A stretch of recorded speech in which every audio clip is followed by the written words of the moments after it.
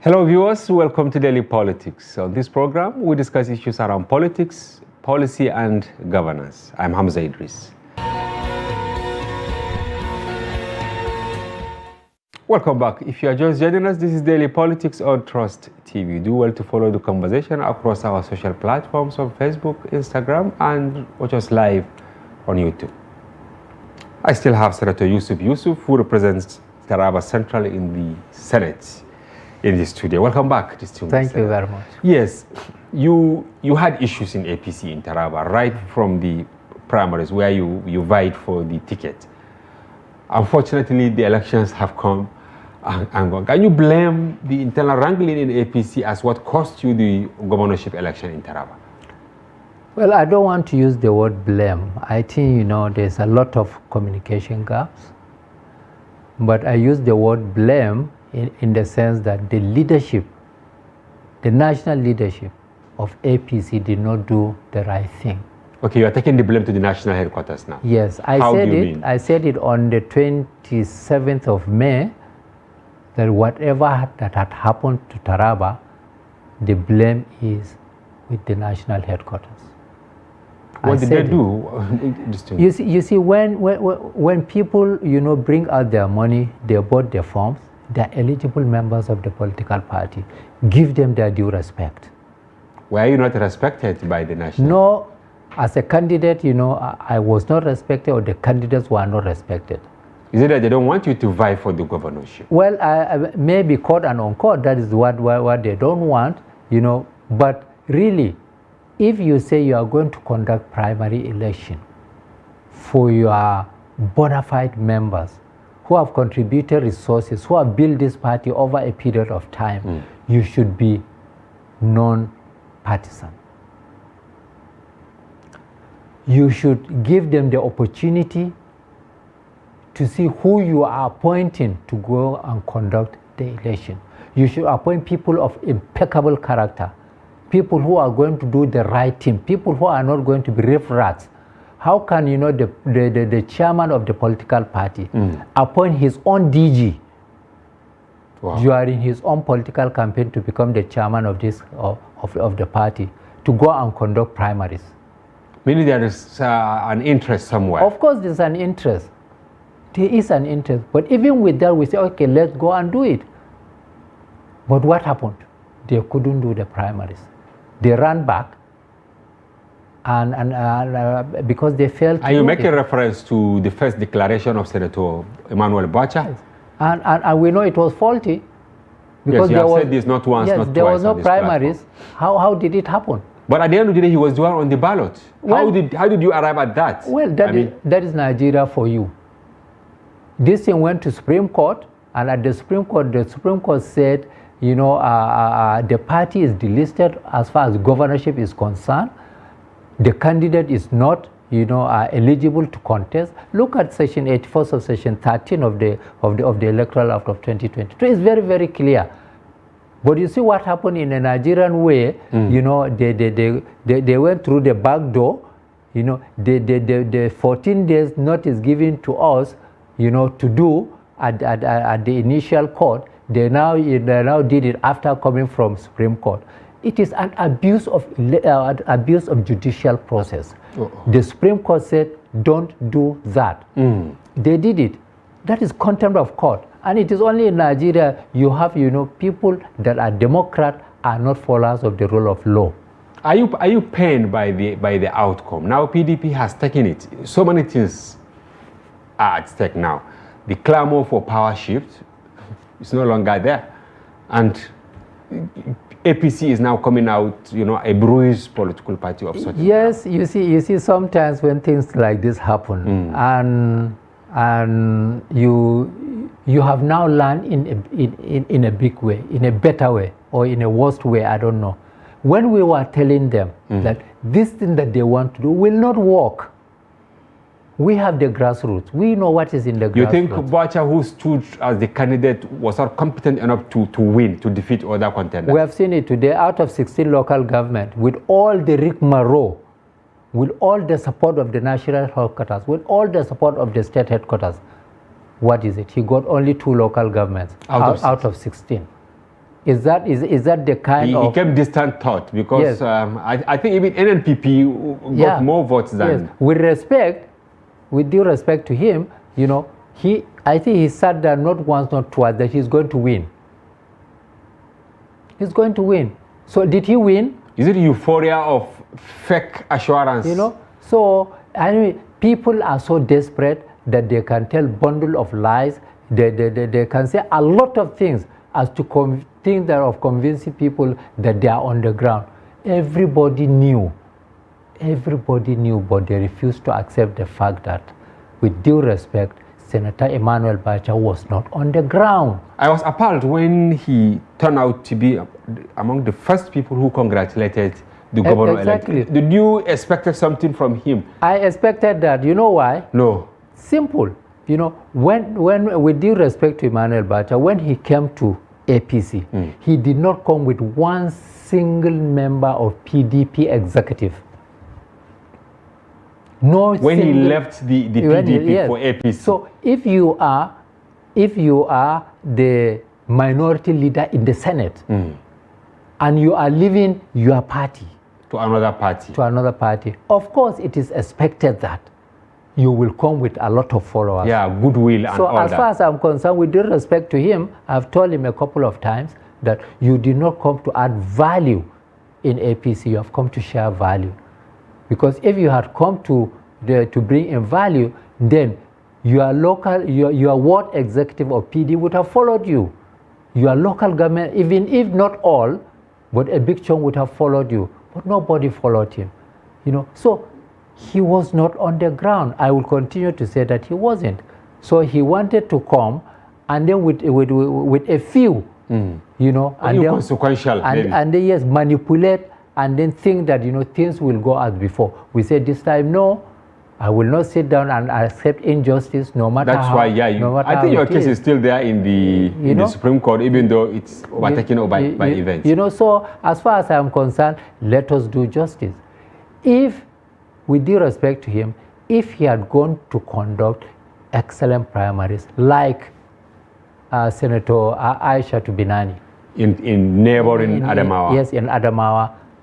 Nobody will query. Nobody. In the end, Nuhu Ribadu, say he's not going to challenge it in Supreme Court. After making the first attempt. So why didn't he go there and make sure that proper primaries, is done? I would have been the first person to raise his hand and say, congratulations. And you will work for him? Yes. But did you work for him during the election? Did you work for APC? Or you stayed alone? I work for APC at the level that I feel that I will work for. Because as far as I'm concerned, Emmanuel Bacha was not a valid candidate of the PTP. I will not work for another party. So you didn't work for the gubernatorial candidate? Yes. I will not work for another party after election to go to court to come and scuttle all the efforts that we have made. So you think that even if you had worked for him and he win, maybe another party will take it in court? Of course, there was no primaries. How will you win election? So you will election? not put something on nothing? Exactly. So that's what we have said. We have said it not once, not twice. But did you work for NNPP? Because their outing was quite impressive in Taraba this season. Did you work for the candidate of NNPP? Or you asked your supporters to vote for NNPP candidate? There's nowhere where I sat down and said my supporters go and vote for NNPP. Okay. And there's nowhere I said that I'm going to work. The only party I know is APC. But how did NNPP got that far? Because I think they are somehow second. Yes, my own analysis is that there was protest votes. Okay. Against APC, because the way APC came and want to impose a candidate that is not popular. So there was protest. So there were protest votes. As far as I'm concerned, that was what must have happened. Okay. It's of concern that a new party. Yes. That come and has overtaken, it dislodged APC. A whole APC of Mama Taraba of blessed memory and APC Senator Yusuf. Taraba State. You see, so I'm so concerned. I'm hot too. If not because the National Party did what they did, APC would have been, would have won the governorship. It may be Yusuf, it may not be Yusuf. It doesn't really matter. But as far as I'm concerned, APC had the greatest chance of forming government in Taraba State come 2023. So the other issue I raised, the fact that Central and the other senatorial, they will not have a shot at the government house in Jalungo. It is still remaining at the geopolitical zone of Darius. Well, you see, if you could remember, when they were talking about where will the presidential candidate for APC come from? Yes. Is it the north? Is it the south? But in the end, what happened? They said, no. The governor said, no, we insist power must shift to the south. In the spirit of fairness. Exactly. So in the spirit of fairness, we say power should shift out of Taraba South. Where Darius Ishaku hails. Where there, in fact, there are some speculations where Darius also, try to convince people to look into that direction. But it didn't happen. Well, in fairness to him.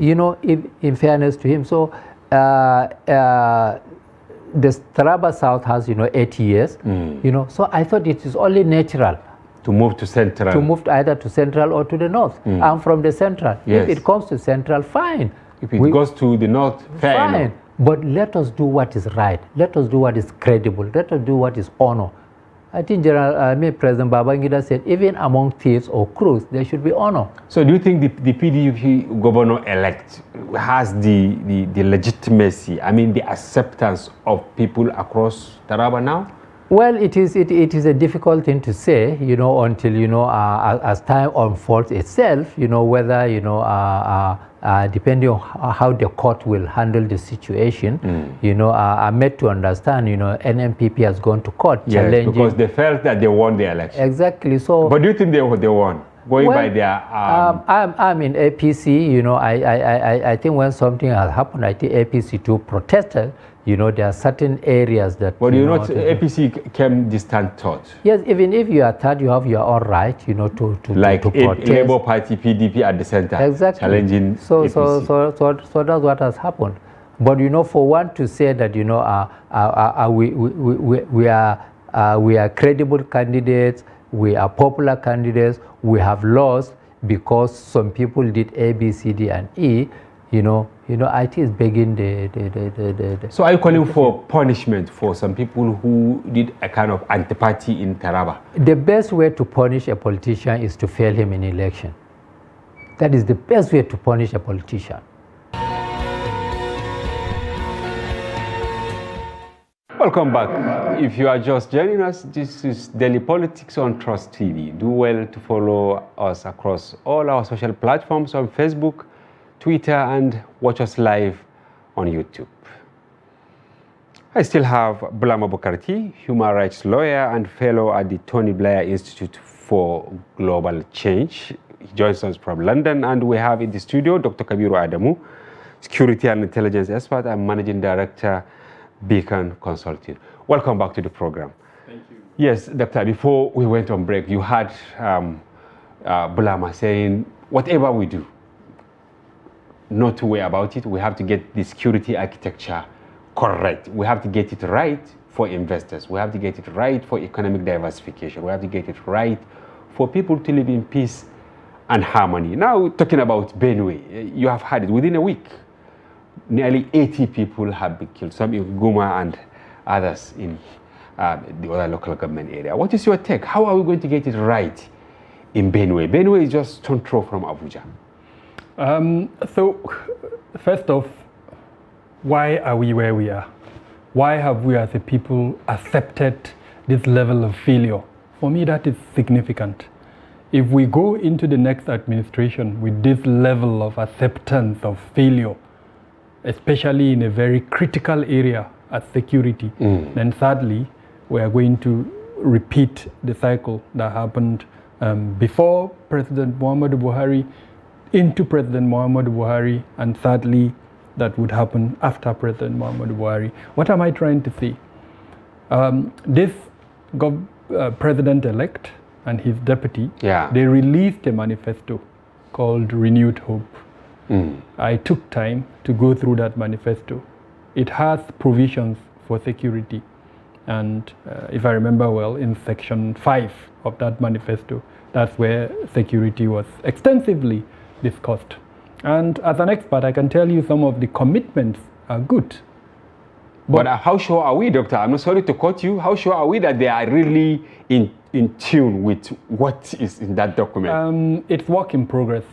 It is not comprehensive enough, and with all sense of responsibility, I will urge them to open up their hearing and acceptance so that they listen to advice from experts and persons who mean well. Bulama has made some very good recommendations. Yes. I have made some as well. There are several persons who understand this issue, who mean well, and who say they should open up. The second thing I want to say is, I learned this from the Europeans. They say trust is good, but control is better. Okay. We have made a mistake in previous times, and we're still making that mistake. You just mentioned that. In fact, I will tell you that in my consultancy, between the 4th and 5th week of March, yes, and the 1st and 2nd weeks of April, about 330 Nigerians have been killed. 330 Nigerians have been killed God. Within a space of 4 weeks. Now, this between March and April. End of March. End of March. That is, yes, post-election. Very specific. Yeah. I said 4th week and 5th week of March. And then 1st week and 2nd week of April, 330 Nigerians. I don't know any country in the world where you have that number of their citizens being killed, and people behave as if nothing nobody is happened. saying. When the Naira redesign policy was attempted and the governors felt it was threatening their political existence, we saw what happened. Yeah, they responded actively. They went to court. We saw the Minister of Justice and several others responding. Now, how many of such persons have you seen their response? So that is the point I'm trying to make. It is okay, and as a Muslim, I will pray for my leader. I wish him well, but I must also put accountability measures. Yeah. And that is where I call on the media. We need to drop the way we approached security previously. We now need to approach security with a lens of accountability.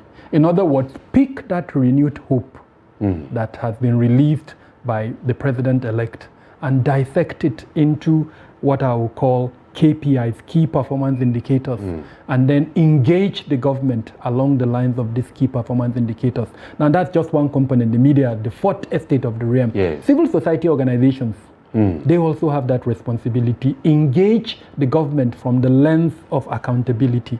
Develop key performance indicators and engage the government. Then every Nigerian should also engage the government along the lines of accountability. You've promised us XYZ, you must deliver. Doctor, I hope they will not disown the manifesto as this government. Well, if they disown it, we should also use the power at our disposal. In Hausa, I don't know how to translate it in English. All right, Bulama, today there is angst because if you check the social media, and I'm sure you check that platform all the time, people are angry. President Buhari has moved to Saudi Arabia today for Umrah. This is at a time when over 80 people have been killed in Benue, 85 are still in custody in Zamfara. And just yesterday, his spokesman denied that the president even made any allusion to disposing presidential jets and all that. This is in addition to the promise of calling insecurity as three of his cardinal aims before he became president in 2015. Putting all this together, what is your take about this back and forth, please? Look, unfortunately, insecurity deteriorated under President Buhari, even though, as you alluded to, he promised to restore security. And one of the major issues he wrote on to become president was that he is a former military general and therefore understands Nigeria's insecurity and can be the, if you like, the person to solve it. Unfortunately, if you look at the data in President Buhari's 7 years in office, from 29th May 2015 to 29th May 2022, that's last year, 55,430 Nigerians were killed, at least 55,430 Nigerians. That's an average of around 7,918 Nigerians per annum. We did not see that amount of fatalities in any year before Buhari's presidency. Wow. And thousands of Nigerians were abducted. Millions were displaced from their homes, especially in the north central, the northwest, and the southeast. And not only that, billions of naira were extorted. Remember that from December 2019 to this moment, over 1,000 school children were abducted from their schools. And for many of them, money exchanged hands before they were released. Some schools sold parts of their schools to pay ransom. We know that the students of the Birnin Kebi, that's federal government Birnin Yauri students that were abducted, 11 of them are still in custody about 22 months after they had been abducted. Even this week, we are talking about like 3 attacks on school. The university students in Zamfara, the secondary school students in Kaduna, and another set of students in Nasarawa or Niger. In no country in the world has the amount of kidnappings that happened in Nigeria's Buhari has ever happened. Nowhere in history in the world. Wow. Bulama appeared very angry. Bulama, we have to be a little bit mindful that data sometimes is determined by access. So I know as an example that in 2013, 13,000 Nigerians were killed. And, so we need to qualify that when we say, for instance, that on the average 7,000 Nigerians were killed, which I agree. I mean, when you look at that on the average, of course, when you look at the year Boko Haram became the Jamaat al-Ahl Sunnah lil Dawati wal Jihad was titled the world's deadliest terror group in the world. So I think we also need to be mindful of that, as against the general statement saying that there is no part of the world. Okay, and it appeared he wanted to say something. Yeah, go ahead, Bulama. Yeah, I mean, I take Dr. Kabiru's point. He makes a mention of the fact that Boko Haram was listed as the deadliest terror group in the world in 2015. In that year, Dr. checked the data, Boko Haram killed 6,000 people. 6,000 people. And now we are talking about an average of 7,918 people per annum. And when I said nowhere in the world, what I made reference to was that nowhere in the world has history ever recorded that a whole school will be abducted. A whole village or a string of villages, all of them will be abducted. We know of times when 300, 400, 500 individuals were reported to have been abducted. Please, doctor, correct me if I am wrong. Where in history have you ever had that amount of abduction? Where in history have you ever had 1,000 students being abducted in a span of months in one country? Yes, and Bulama, and you know, before you started talking on this last question I asked, of course, Doctor also mentioned the 310 people, right? Between ending of March and April. It's actually mind-boggling. Now, talking about things like this not happening anywhere in the world, maybe, Doctor, you should shed more light. Is it really normal for people to just go and abduct with malice and then go away with it? Look at these young children, boys and girls. It is not normal. I remember my point around saying that we should take control and ensure accountability measures for the reason why it has quote unquote become normal is because we have accepted it. Each and every one of us as Nigerians are responsible for what is happening. Yes, the responsibility is in the hands of the government. Section 14, subsection 2 of the Constitution puts that responsibility in the government for the protection of lives and property. But by accepting where the government has failed, we as a people have also allowed it to happen. That's my point. We should hold them to account. We should hold them to account. And how do we do that? Okay. Today, in the media space, narratives have overshadowed the issue of security. Identity is given security. Ethnicity is given. For instance, if it is in Benue, we say government. If it is in Kaduna, herdsmen. Yeah, they say herdsmen. The same threat element that would kill in Benue is given a different name when it goes to Kaduna. It's given a different name when it goes to Niger. So that's my point. We need to, especially the media, given the role of the media, the fourth estate of the realm, pick up that manifesto, pick up government policies. How many of us is aware that the President Buhari administration has gone far in the creation of an intelligence fusion center as well as the national incident crime base that is of world standard? He has done that. He is almost 80% completed. But he couldn't finish it in 8 years, Doctor. But my point is he inherited some challenges and he has done some things that he needs to be praised. Welcome back. If you are just joining, you are watching Daily Politics on Trust TV. Do well to follow us across all our social platforms on Facebook, Instagram, and watch us live on YouTube. I still have in the studio Ambassador Musa Mohammed Soken, Presidential Campaign Council Coordinator, Taraba State Director of Northeast Grassroots Engagement and Orientation. And you are also the APC, President APC Initiative for Good Governance. Welcome back. Kende Amadou, our in-house analyst. Welcome back. Yes, I asked him a question which sound top, I don't know. Yes. Will you defend your figures at the election petition tribunal for the presidential, the figures that were given to Tinubu and Shetima from the Northeast? Actually, I want to assure you that to me, if I will use other, if I'm going to use other apparatus, yes, I will tell you that the figure is even above that. Ah, yes. Based on your tally, Yeah. maybe the tallies you use. Of course. Maybe they cancel them during collation or of course, definitely.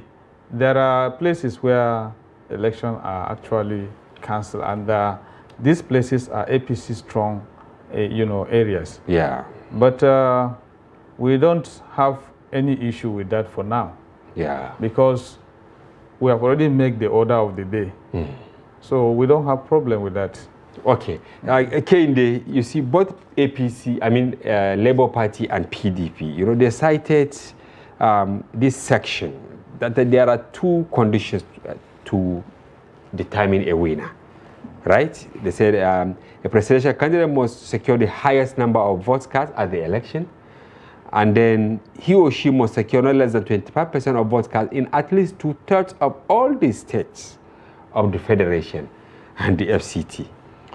Is it FCT inclusive or and the FCT? Because Labour Party specifically, they say he didn't win the FCT, and based on that, they shall upturn the result. Are they really turning the laws upside down? They're being clever by half. How? They're being clever by half. How? The FCT. Yes. You understand? Yes. When the drafters, and right up till now, Yeah. when the government is going to do, is going to award contracts that will cut across states, you hear them say the 36 states Yes. and the FCT. Yes. The understanding is that FCT It's a state. is a territory. Okay. It's not a state. With It's a state status or what? It's a territory, and the president is supposed to govern the FCT. Yeah, with the assistance of the minister or a mayor, as the case may be. But he now devolves his power Yeah. to the minister of the Federal Capital Territory, who is an appointee. Yeah. You understand? Yeah. So the Federal Capital Territory is a territory. It's clearly mentioned. Territory. Clearly mentioned, is a territory. It's not a state. It's not removed. So if you win 2/3 in 36 states, Yes. the idea is that the Federal Capital Territory is included. It's not taken out. Even though he even won more than 25 states, right? Yes. Almost 28 or 28 29. states. He won in 29. So if he won 2/3, Yeah. you understand, in 28 states, Yeah. Yeah. then you say he will not be declared winner because he didn't win 2/3 in FCT. It's just being clever by half. Are you on the same page with what Kende Yes, said? actually. So you think that prayer will not be granted At by all. the... It will all. not. At all. It will not. It Doesn't really hold ground. doesn't make sense. It's unsubstantial. You understand? It's what politicians do. Everybody looks for technicalities. Okay, on the other side, of course, APC, they said Labour Party candidate did not even qualify. They cited some sections of the Electoral Act that has to do with registration. That ahead of primaries, 1 month to the primary, I think subsection 3, ahead of the primary, 1 month to the primaries, you have to submit all the soft copy and the hard copy of the register that has the names of all your members and all that. And Peter Obi is all on that. Do you think this is not pedestrian prayer by your party at all to disqualify a presidential No, candidate? it's very glaring clear. The Constitution is there. Yeah. Unless if you are quoting something outside the Constitution. Yeah. At that, you will say it's invalid or what they actually said is wrong. Yeah. But then they are quoting within the circumference of the law. Then what is wrong there? Yeah. So actually they are going by the law. So actually Obi has to be dismissed. The case. In the case. Mr. Tayo, that prayer by APC on party membership of Peter Obi is everybody's taking points and scoring scores. These are just technicalities. Okay. You understand? Okay, you bring your technicality, I bring mine. The one that carries more weight. So let the court decide which technicality carries more weight. But if you do say that, then you go back to the argument of placeholder. Okay, like this, the Masari from Katsina who held the card for Tinubu. So these are ahead of picking Kashim Shettima. So these are also technicalities that politicians look at and try to, people also try to use that, and it was thrown out of court. Yes. Do you understand? So I don't think that based on that, you understand, I would think it would be double standard if you throw the card holder issue. Peter will be out of the race. But you based see, on that technicality. There are differences. Okay. Those ones, they are actually party members. Okay. You understand? But in this case, he comes from a different party. Okay. You understand? So Yes. it's not the same. No, but the idea is the time frame, isn't it? Yes, the time frame. You're talking It's about the time 30 frame. days. But all of them, they are members of the party. There's no dispute about that. Ambassador, it appears that the politicians, you really love technicalities, because it's like most of the cases these days, they are won based on technical grounds, not on merit and all that. When are we going to solve this problem so that courts will start addressing cases based on their merit rather than technicalities? Will you like to see that, or you want the technicalities? Well, that is what I said earlier on in this program. I say the politicians have to rethink and rejig the system. Okay. So that everything will go on smoothly. Yeah, instead of making reference to courts all the time. You see, you brought an issue of cogistate. Yes. Which we actually agree that it was due to some internal, crisis. In the party. In the party. Yes, just the way internal crisis cost you Taraba. In Taraba State. Let's go there briefly before the program ends. Yeah. Are you still going to court in Taraba to challenge the victory of PDP? Well, you see, in that, the honors here is the candidates there and the party. Yeah. So they are the one to determine whether they will go to court or let it go. But do you think there are grounds to go to court in Taraba for the gubernatorial election? There are grounds? And to that, I'm telling you that is left in the hands of the party. But are you aware the there were as well. anti-party activities that actually affected your fortune? Yes, of course. I agree with that, because the process of the primaries, there are a lot of arguments. Yes. Lot of tussles. That I said from the beginning that these tussles must have to be settled before we go to the polls. Yeah. But that was not, taken into, cognizance. You see, so a house divided within itself cannot it's bound stand. to fail. Yeah. Okay, there you can see. I'm trying to draw a nexus between Taraba and and Kogi. You can see they have lost it. Now it's post-election, right? Some are alleging that it was actually the APC that undermined itself in Taraba, just the way APC is about undermining itself in Kogi. How do we get it right? How should leaders of political parties approach internal issues so that they won't have problems going into election?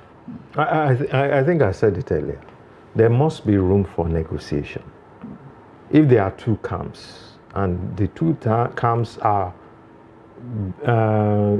determined to cancel themselves, they will not get the result that both of them want. Now, Taraba, because Taraba had candidates that would unseat the PDP in that state. Wow. Even based when you look at the pedigree of the candidates. When you look at the pedigree of the candidates, when you look at even the performance of the PDP in Taraba State, they had everything it took to come from, the opposition and occupy the government house. But they did not agree on the candidates.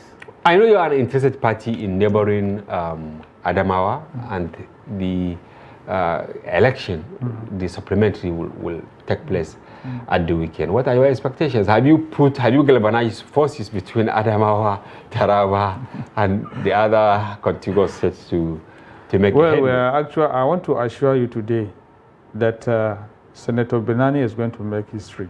How is she going to make history? Because she's the figures on ground now is that Fintri is leading. No, that was prior to the coming election. You are telling us what happened, during I'm telling you that with the cancellation of results and all that, the review and all that. Yeah, by the grace of God, she have touched virtually every ward in Adamawa State. Campaigning and even adding value to the people of that particular state. She have done a lot to them. So, going by her capacity and by what she have done to her constituents, I'm assuring you that you will be surprised. Welcome back. If you are just joining, you are watching Daily Politics on Trust TV. Do well to follow us across all our social platforms on Facebook, Instagram, and watch us live on YouTube. I still have Dr. M.M. Omokaro. She's the DG National Senior Citizen Center. Once again, welcome to the program. Thank you very much.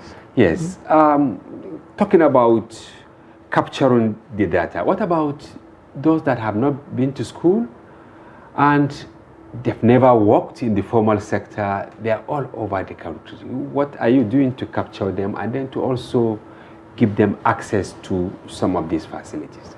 Like I said, focus actually is on communities. That is why we put very formidable stakeholders, consultative forums in every state. Okay. And 90% of membership are retirees. And then older persons, whether they be farmers, whether they be artisans. I was just telling you that we finished a national assessment of senior-led indigenous crafts. Yes. So these are rural artisans. Oh, yes, and we were in the 36 states and FCT. So we are coming out with a survey report about their challenges, about source of raw material, marketing, and all that. And having done that, having finished that assessment, we worked with NDE to build capacities of older persons, and we had what we call a proof of concept grant, which enabled them to expand. Yeah. And then now we have Grand Vintage Fair, which will be showcasing a lot of these treasures, because we found treasures. Older persons are still the focal point for prosperity in their communities. And so they're not expired as at all, wrongly assumed by some people that once you are retired, you have expired. It's just that they've been excluded. They've been excluded. And largely we have been ignored our indigenous crafts. And what is happening, the fright there is that is getting a sting because our young people are not interested. Yeah. So now NSCC is taking an intergenerational approach in this empowerment, this craft empowerment. Yeah. So that now we are giving an opportunity for cooperatives, which includes, so we are putting them in clusters and forming cooperatives, Yeah. and that's also around the states. So for economic empowerment, we have gone down to the remotest place to find our older persons. Okay, is it part of what you launched in January? You lofty documents, right? The NSCC Strategic Roadmap of Aging 2022-2033, and then the National Plan of Action and Project Activities 2021 Yes. to 2025. Yes, I mentioned that earlier. Yes. That for us to take off, we had to know where we were going. Yeah. So we used the stakeholders consultative forums across which we formed to craft that document. And also the MDAs, 9 categories of stakeholders. Yeah. And we launched that, and we also have launched. So we have the foundation and the roadmap and the plan of action, and we are following. Okay, is it a culture or religion in this part of the world that we don't have homes of the elderly where, because I've seen it in the US, I also saw it in Germany, that at certain age, because children have also found their way, now government pick these people, good homes, recreation facilities, the crafts and all that. So they live in a different world. Okay, I was telling you when I said we are standardizing care. And I said there are many care settings. I mentioned the domiciliary as a home, especially for those needing long-term care, persons with demand those. And then I said there are also community care, and it's inside this community care setting that we are building our senior centers. Okay. That's what you're talking about, active senior centers. Yes. Where it's like a daycare, not care, but older persons in that community. In fact, we are launching our One Community, One Senior Center campaign because we need private sector involvement. So we have been holding private sector roundtable. So you can build in your community. Your philanthropists can come together. So we are crafting that policy guidelines and operational manual. This is the standard that you need to build a senior center. And so that we want to now be able to, monitor and evaluate and be the ones to develop programs that you can now adopt to fit your cultural context. Yeah, that is the question we have already trained. That, okay, how are you carrying community leaders and religious leaders? Because for me, for instance, if I make the mistake of taking my mom to that place, the whole community will curse me. This is what I'm trying to tell you. Yeah. There are different care settings. Okay. And we, as the culture admits, is that people prefer, internationally now, because of COVID, you saw how many died in institutions. Yes. So they are now coming back to prefer aging in place. Aging in place meaning age and grow old where you are familiar with, in the place of your choice. Okay. So that is why we are training caregivers and certifying them and using agency models. And these people are going to have certificates, these caregivers, that they are experts in that area. Different levels, so that we can deploy them to communities and to homes. And will they also operate privately going forward, maybe much later, whereby the agencies you can now private. pay them to come and... The agencies are private agencies. Excellent. It's going to be private agencies. That's why I'm telling you. So we are now developing, in fact, we finished the draft, and we are working with NBTE, so that we can now pick who trains, who certifies, who is the awarding body, all those things. So we are now sanitizing.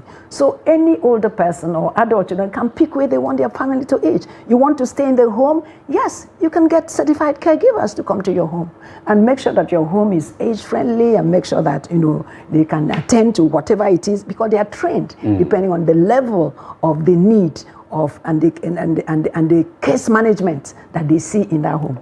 Or if you choose residential homes, because sometimes, whether you like it or not, the market is opening. Some culture are averse to it, but there are some people who've lived abroad for so long, Nigerians in the diaspora, they are looking for a way to take their mothers to and enjoy professional care so that they can have peace of mind. That market is also opening. So we are also training and certifying private sector who want to open residential facilities.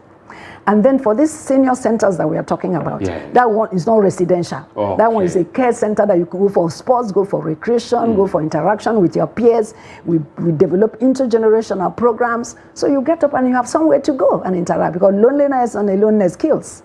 So Nigeria is coming to that place where, because of the National Senior Citizen Center, so many things are put in place. Those structures, those mechanisms. And don't forget that we run a federal system where you have the federal government can do the overarching policy. And when it comes to issues of health, it's in the concurrent list. So you must persuade the states.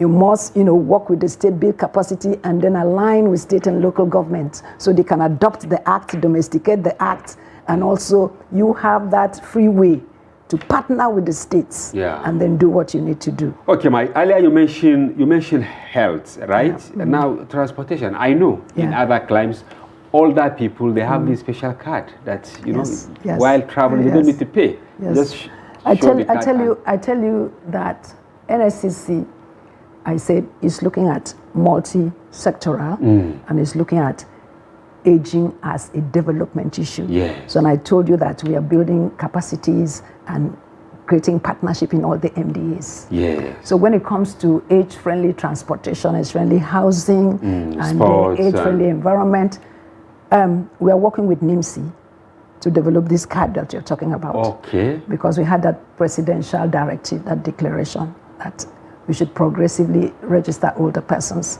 so that cards can be issued to them to be able to access discounts and and concessions, public transportation, and train, priority treatment in public spaces, train and all that. So we have gone far on that.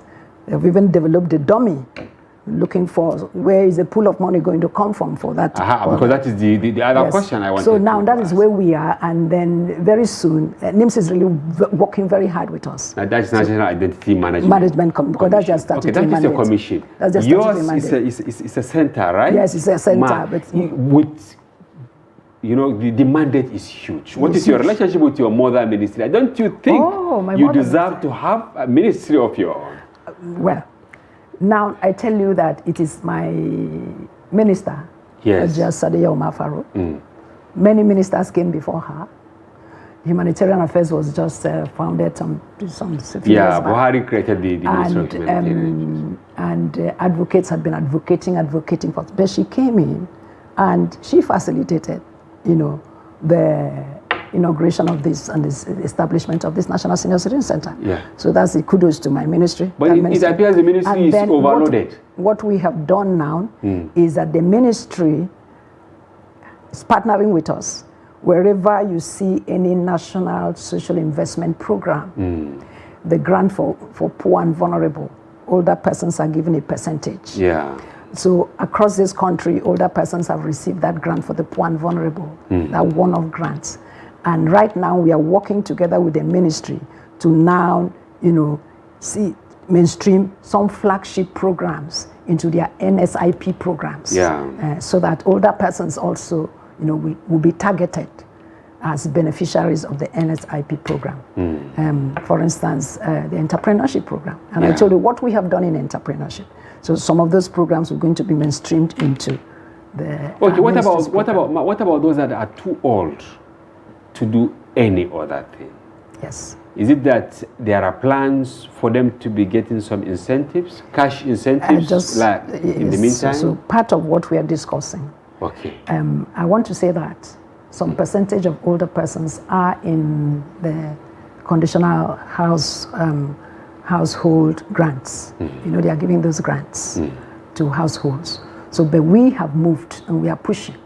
And I think I have the green lights, that older persons will be given a standalone social safety net. So we want to see that happen.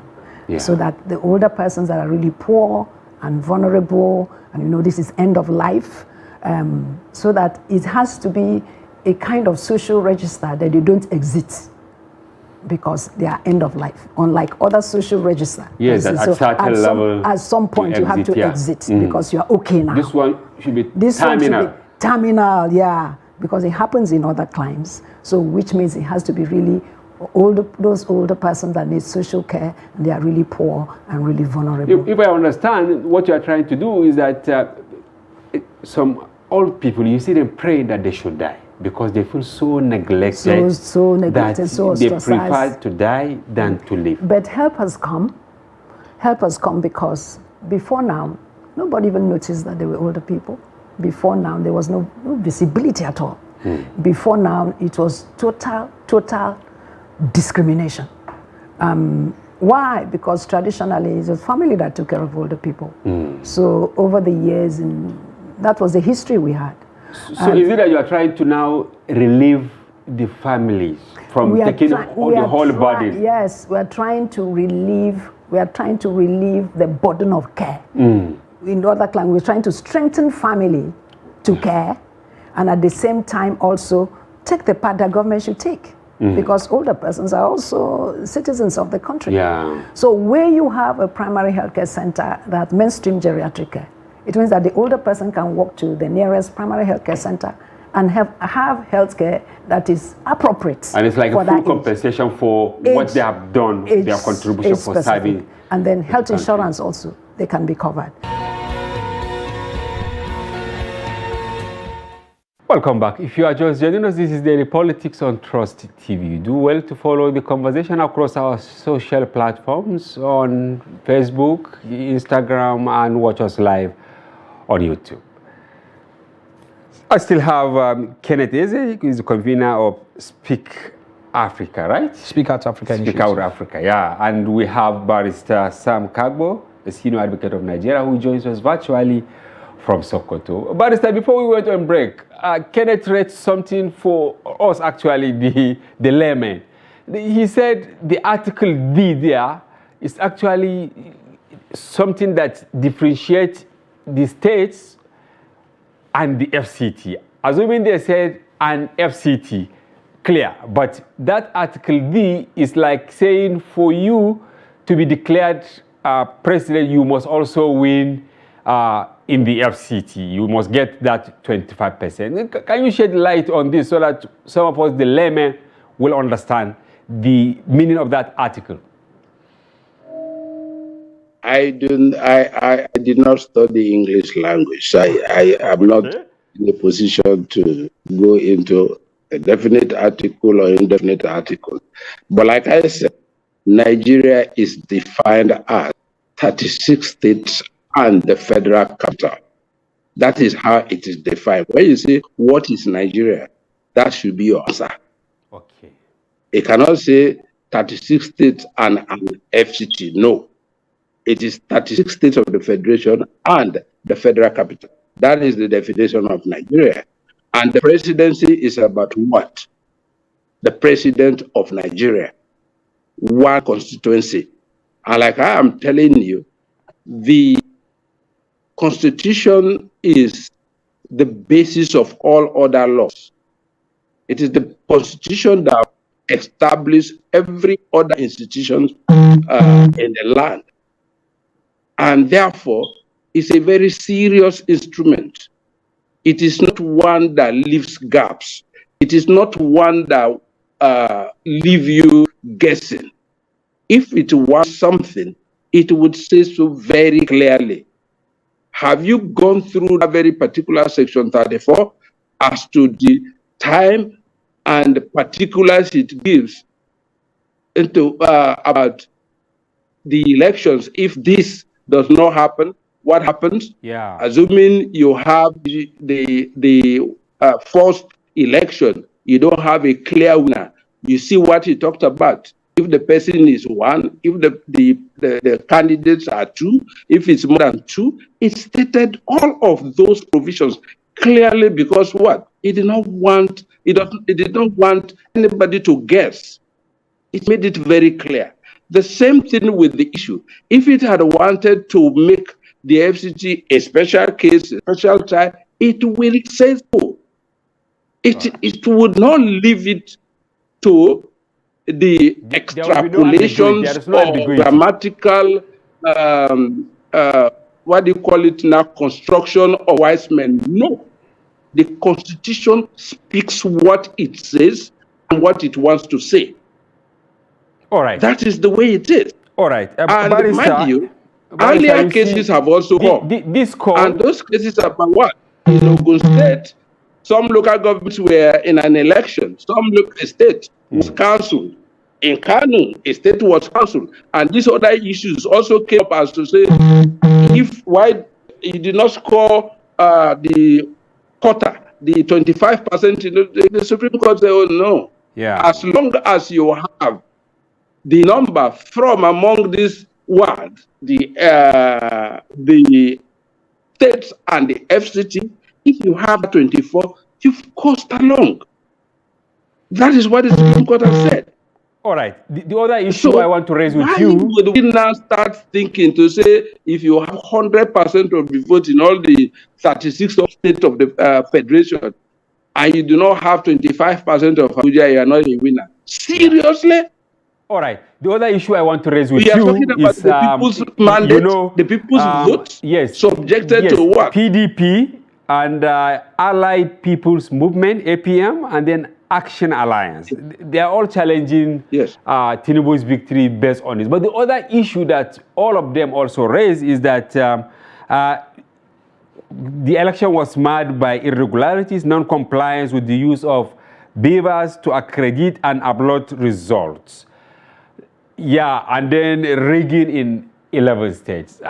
Now, yeah, and that is the allegation by Labour Party. Now, what will you say on this issue of uploading the result using IREF and then accreditation using beavers? Are these enough grounds for these political parties to upturn the outcome of the election? Accreditation is fundamental. It's a must because it's part of the election. Okay. And you must use the beavers. If you do not use the beavers, that election, wherever it is conducted without the beavers, that election will be cancelled. All right. So on the issue of the beavers, I am saying that is very fundamental, very, very necessary. But let's talk about where does the election end? You have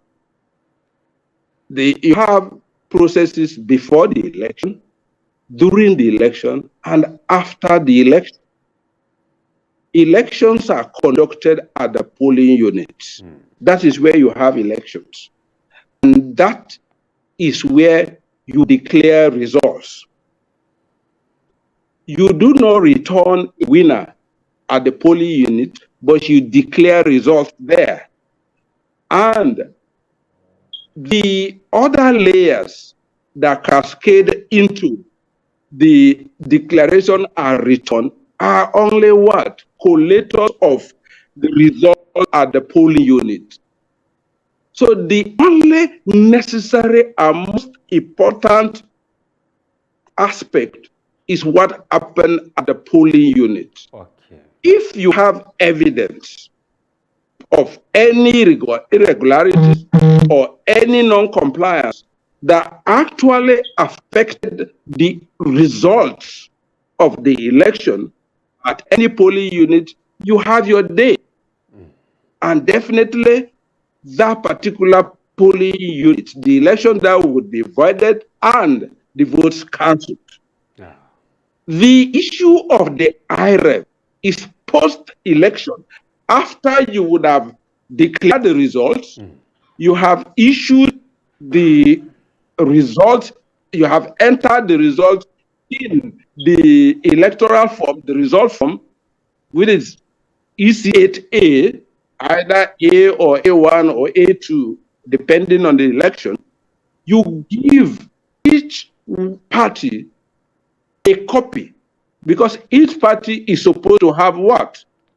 A candidate at the election. So after you announce the election, you've counted, you've announced the election, and you've given the parties the elections there, the posting of the election to the IREP is for the integrity, yes, of the process, so that those who do not have the opportunity of going around the country and did not have the opportunity and couldn't have been in all the polling units could, on the click of a button, cross-check and see the results. Are they have been what? Uploaded.